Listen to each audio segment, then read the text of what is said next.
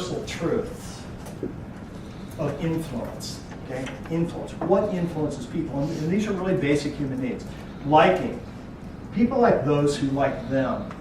Uncover real similarities with those you're targeting.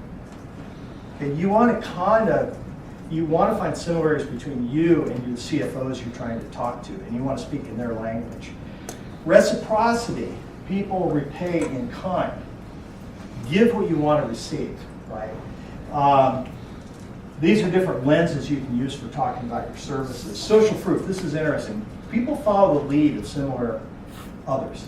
So if I'm looking for a firm, I'm not going to hire a firm that is only working at Wally's Donuts and Joe's Muffler Shop and things like that. I'm going to look for somebody serving multi-offices. So the similarities to those you're targeting, that's the lens through which you want to talk to them. And that's why having a target list has to be more than who might need an accounting firm. It may be who are the 100 firms that have a need that most match the services we already deliver, right? Scarcity. Boy, you serve this, but you don't position it as scarcity. People want more of what they can have less of, right? Scarcity is about having a partner with an expertise in so much demand. It takes 4 months. It's like the heart specialist, if you've got heart disease. You want the one who can't get you in because they're so busy, right? Scarcity is an important part of this, even in the way you schedule people, depending on how you're positioning them. And authority, people to defer to experts, and the notion of this is expose your expertise. Don't assume it's self-evident. It's not just we have this expertise, merchandise the expertise, expose it. But credentials are really important in people, as is a really nice photograph, and something about who they are as people. Consistency, people align with their clear commitments, okay?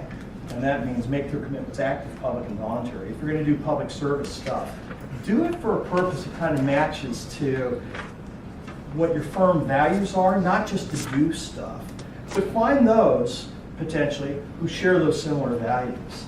Certain nonprofits, certain causes. Mine has always been kids, right? Because Walt Disney, right? And I've always done things, and still am, serve on boards that serve children in an amazing way. My wife's a 4th grade school teacher. So, but these are kind of the universal truths of influence. As you think about designing, all of these could be windows through which you talk about your services. So we need to do awareness activities. And if you remember Bill's CFO, Richard, talking about once he's aware of a firm, then he's looking at other things. But we've got to make people aware of us. And what we call education, evaluation, and closing activities. This stuff tends to be outreach, emails, advertising if you're still doing it, search, social media, PR. Nurturing, this is education and evaluation activities, and we'll talk about what those are. And closing, that's where we bring them in the door. Most companies that we work with that don't get this, they try to go from here, we did an ad, and then bring them to a sale. This is way more important. Sure. Like, I make tons of content, but if it doesn't provide any value to the end user, it's like, what's the point? I mean, we all get just junk content that just is noise. Make sure it really comes back to what's the spin that you're going to put on it that demonstrates that you're going to give value to that prospect. Always tie it back to that lens. Go back to what you're all about. And then I suggest you just experiment, and I give you a couple listening tools to maybe see if the content you're putting out there is working. But there's just this idea of the feather of the brick that I really try to juggle having a bigger produced piece of content going on at the same time as I'm putting out smaller pieces of content, the feathers.